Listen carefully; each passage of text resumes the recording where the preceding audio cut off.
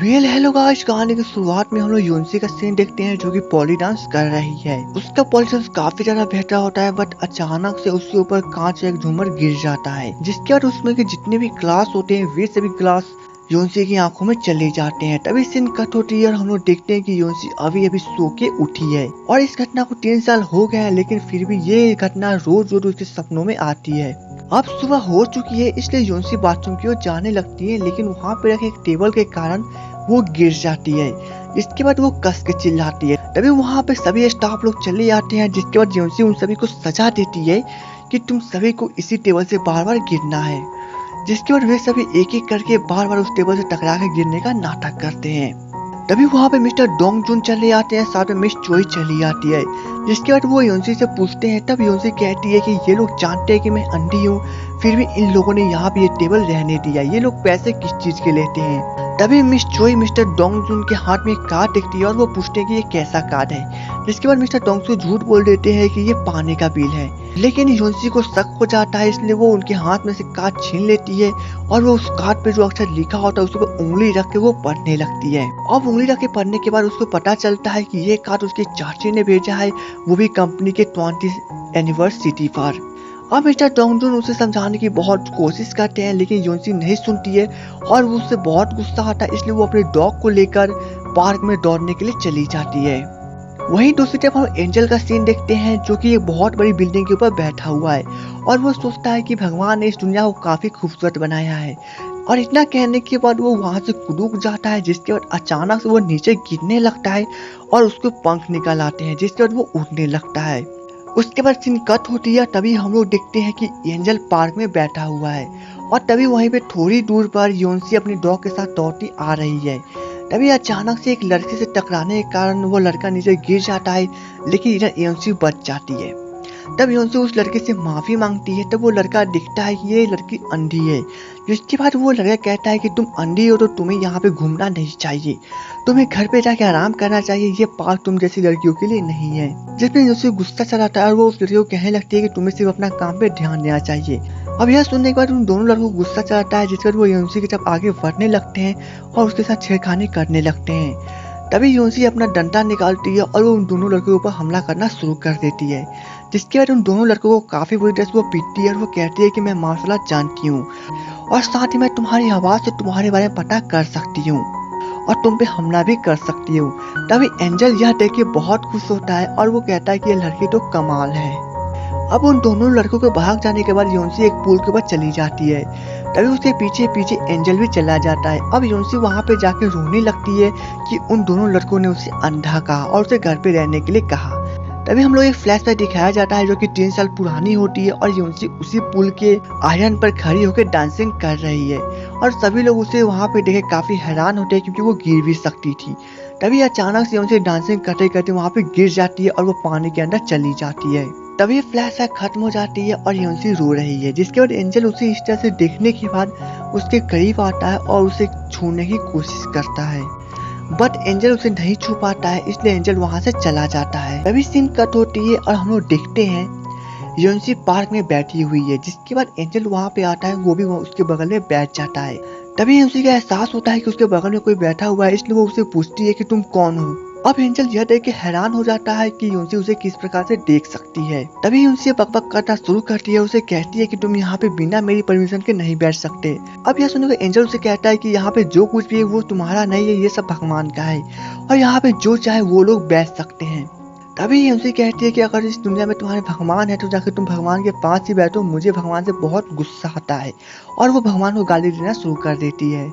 अब यह देखने के बाद यह एंजल को गुस्सा चलाता है और वो कहता है कि तुम्हें भगवान को गाली नहीं देना चाहिए। तब योन्सी उसे कहती है कि जब 10 साल पहले उसके डैड डेट करने वाले थे, तब योन्सी शहर से बाहर थी और वो भगवान के पास बैठ के 11 घंटों तक विनती करती रही कि उसके भगवान उसे बचा ले, लेकिन उसके भगवान उसके डैड को नहीं बचाया और उस दिन से योन्सी उससे नफरत करने लगी। तभी एंजल उसे कहता है कि अगर भगवान दुनिया में नहीं है तो जब तुम 3 साल पहले पुल पर से नीचे गिर गए थे तो तुम्हें किसने बचाया। अब यह सुनने के बाद योन्सी चौंक जाती है और वो एंजल को पकड़ लेती है और वो कहती है कि तुम कौन हो, तुम्हें इसके बारे में कैसे पता। लेकिन अचानक से एंजल के पैकेट में से एक रुमाल नीचे गिर जाता है जिसके बाद एंजल अपने आप को छुड़ा कर वहाँ से तो भाग जाता है। तभी तभी वहाँ पे मिस चोई चली आती है, जिसके बाद यूनसी चिल्ला चिल्ला के कहती है कि मिस चोई यहाँ पे एक आदमी उसे पकड़िए और उसे मेरे पास लेके आइए। लेकिन मिस चोई को एंजल दिखाई नहीं दे रहा था, इसलिए वो कहने लगती कि यहाँ पे कोई भी आदमी नहीं है। अब यह सुनने के बाद यूनसी उस चीज को चेक करती है, जिसके बाद वो मिट्टी को भी चेक करती है। तभी उसे वहाँ पे एक रुमाल गिरा हुआ मिलता है जो कि एंजल का होता है, इसलिए वो उसे रख लेती है। अब सीन कट होता है मिस्टर डोंग जुन पर, जो कि योनसी के चाची से मिलने गए हैं, जहाँ पे वो उनकी आंटी से पूछते हैं कि आपने योनसी के पेरेंट्स की डेथ एनिवर्सरी पे अपना पार्टी क्यों रखा। तब योनसी की आंटी यानी कि ही जिन कहती है कि मुझे जिस दिन रखना था मैंने उस दिन रखा, और खास बात कि मुझे इससे कोई फर्क नहीं पड़ता है। इसके बाद मिस्टर डोंगजू कहते हैं कि अगर आपको इससे फर्क नहीं पड़ता तो आप मुझे ये बताइए कि जब भी यूनसी की कन्या एक्सचेंज होने वाली होती है तब भी अचानक से डॉक्टर उसे मना क्यों कर देता है। तब मिस्टर हेजिन कहते हैं कि शायद वो उसकी किस्मत होगी। अब यह सुनने के बाद मिस्टर डोंगजू को गुस्सा चला आता है और वो कहते हैं कि 3 साल पहले जो यूनसी के साथ एक्सीडेंट हुआ था उसके बारे में वो पुलिस तहकीकात करवाएंगे, और वो इतना कहने के बाद वहाँ से चले जाते हैं। इसके बाद मिस्टर हेजिन वहाँ से हॉस्पिटल में जाती है और वो एक डॉक्टर से छुपकर बातें करती है, और वो उससे पूछती है कि डोंगजुन को इस बारे में कैसे पता चला। तब वो डॉक्टर कहता है कि कुछ देर पहले डोंगजुन उसे मिलने आया था, लेकिन उसने उसे कुछ भी नहीं बताया है। तब मिस हेजिन उसे ये धमकी देती है कि इस हॉस्पिटल में बहुत सारे घोटाला होती है और इसमें कहीं ना कहीं तुम्हारा हाथ है, और वो पुलिस इन्वेस्टिगेशन करवाएंगे अगर तुमने डोंगजुन को कुछ भी बताया। और इतना कहने के बाद वे वहाँ से चली जाती है। अब हम लोग सीन देखते हैं एंजल का, जहाँ पे वो अपने एक फ्रेंड से मिलने गया है जो कि उसी की तरह एक एंजल है, लेकिन वो सीनियर एंजल है। वो सीनियर एंजल यानी कि उसका नाम अभी नहीं बताया गया, इसलिए हम सीनियर एंजल कहेंगे। तब वो सीनियर एंजल उसे कहता है कि तुम यहाँ पे क्या कर रहे हो, तुमने काफी सारे लोगों की मदद की है। तब एंजल कहता है कि मैंने किसी भी इंसान की मदद नहीं की, और वो उटपटांग हरकतें करने लगता है। और वो कहता है कि एक आदमी गटर में गिर गया फिर भी मैंने उसकी मदद नहीं की, और एक लड़का किसी लड़के को रैगिंग कर रहा था फिर भी मैंने उसकी मदद नहीं की। तब वो सीनियर एंजल उसे कहता है कि एक बात हमेशा याद रखना, अगर तुम किसी भी इंसान के करीब जाओगे या फिर तुमने किसी भी इंसान की मदद की तो तुम उसी वक्त धुआं बन जाओगे। यह सुनने के बाद एंजल को थोड़ी देर हंसी तो आती है, लेकिन जब वो चेक करता है तो उसका रुमाल वहाँ से गायब होता है। तभी उसे याद आता है कि उसने पार्क में रुमाल गलती से गिरा दिया था। जिसके बाद वो पार्क में जाता है, वो वहाँ चेक करता है लेकिन वो उसे नहीं मिलता है। तभी उसे योनसी की याद आती है और उसे लगता है कि योनसी उसे लेके चली गई है। वहीं हम लोग इस योनसी का सीन देखते हैं जहाँ पे वो मिस्टर डोंगजुन से बातें कर रही है। तब मिस्टर डोंगजुन उसके पैरों को सहलाते हुए कहते हैं कि तुम काफी बड़ी हो गई हो। तभी योनसी कहती है कि आप इतने सालों से यहाँ पे हो, मैं इतनी सारी उटपटांग हरकतें करती हूँ, इतना गुस्सा करती हूँ, मैं एक बिगड़ैल राजकुमारी हूँ, फिर भी आप मेरे सभी गुस्सा को सहते हो, ऐसा क्यों। तभी मिस्टर डोंगजुन कहते हैं कि मैं सिर्फ और सिर्फ तुम्हें सूरज की तरह चमकना दिखना चाहता हूँ। और इतना कहने के बाद वे वहाँ से चले जाते हैं। और तभी हम लोग देखते हैं कि एंजल वहीं पे बैठ के उन सभी की बातें सुन रहा था। जिसके बाद जब वो धीरे धीरे योनसी के पास आता है तब वो योनसी के पास रुमाल देखता है, जिसके बाद जब वो रुमाल को पकड़ता है तभी योनसी उस रुमाल को खींच लेती है और अपने पास रख लेती है। अब एंजल को यह बर्दाश्त नहीं होता है, इसलिए वो राह ताकते रहता है, लेकिन उसे मौका नहीं मिलता है, इसलिए वो वहाँ से चला जाता है। और वो उस पैलेस के छत पे बैठ के कस कस से चिल्लाता है और अपने पैरों को भांजता है कि वो एंजल होने के बाद भी उस लड़की से रुमाल नहीं ले पा रहा है। अब सीन कट होती है अगले दिन पे, जहाँ पे यूनसी काफी खूबसूरत ड्रेस पहन के सीढ़ियों से नीचे आती है और वो मिस्टर डोंगजुन के साथ अपनी आंटी के पार्टी में चली जाती है। तभी हम लोग देखते हैं एक कार में एंजल ही बैठा हुआ है और वो उन दोनों की बकबक सुन रहा है। उसके बाद कार पहुंचती है पार्टी में, जहाँ पे मिस्टर डोंगजुन यूनसी को अंदर लेके जाते हैं। तभी हम लोग देखते हैं कि पार्टी में सबसे पहले पॉली डांस होती है, जहाँ पे हेंजी की बेटी रूना डांसिंग कर रही है। और वही दूसरी तरफ योनसी जो कि पॉली डांस को मिसिंग कर रही थी, इसलिए वो विंडो के सामने हॉल में जाके डांसिंग करती है। और तभी हम लोग देखते हैं कि उसका डांसिंग काफी परफेक्ट है और एंजल उसे देख रहा है।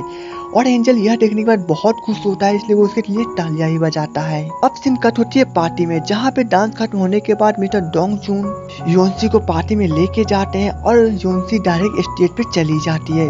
और वो इनसे कहती है कि आज ही के दिन उसके डैड का डेथ एनिवर्सरी है और आज ही के दिन उसके आंटी ने पार्टी रखा है।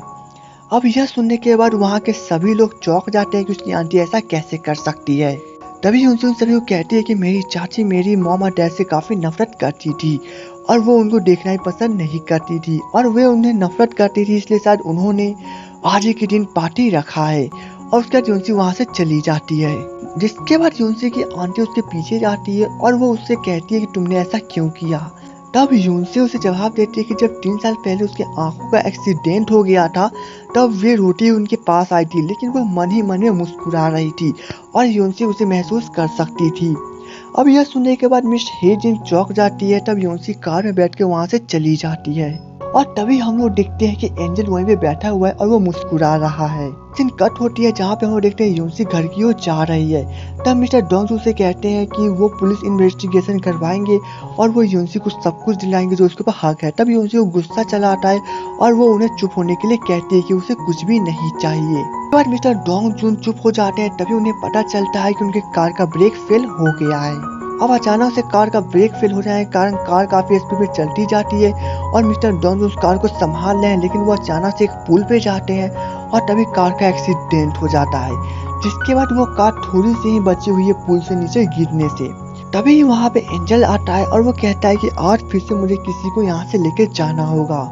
लेकिन तभी यूनसी को एहसास होता है कि वहाँ पे कोई है, इसलिए वो चिल्ला कहते हैं कि प्लीज हमारी मदद करो, बदले में तुम्हें जो कुछ भी चाहिए हम तुम्हें देंगे, हमारी मदद करो। अब यह बात सुनने के बाद एंजल चौंक जाता है। जब वो जाकर चेक करता है तब वहाँ पे यूनसी होती है। अब एंजल परेशान होने लगता है। अब एंजल उसकी मदद भी करना चाहता था, लेकिन वो फरिश्तों के कानून के खिलाफ भी नहीं जा सकता था, इसलिए वो अपना कान बंद कर लेता है। अब इधर यूनसी जो कि बार बार मदद की गुहार लगा रही है, तभी अचानक से हम लोग देखते हैं कि कार नीचे गिरने लगी है। इसके बाद जब वो कार गिर जाती है तब एंजल के दिमाग में सिर्फ एक ही बातें चल रही होती है कि अगर उसने उसकी मदद की तो उसकी सारी शक्तियाँ चली जाएगी और वो धुआं बन जाएगा। अब हम देखते हैं कि कार अचानक से गिर रही है, तभी एंजल उड़ते हुए जाता है और वो सिर्फ और सिर्फ यूनसी को देखने लगता है, जिसके बाद ये ड्रामा वहीं पे खत्म हो जाती है। तो दोस्तों, अगर आपको मेरा एक्सप्लेनेशन थोड़ा सा भी अच्छा लगा हो तो मेरे वीडियो को लाइक, चैनल को सब्सक्राइब करना ना भूले। तो चलिए दोस्तों, मिलेंगे नेक्स्ट वीडियो में, तब तक के लिए goodbye and take care.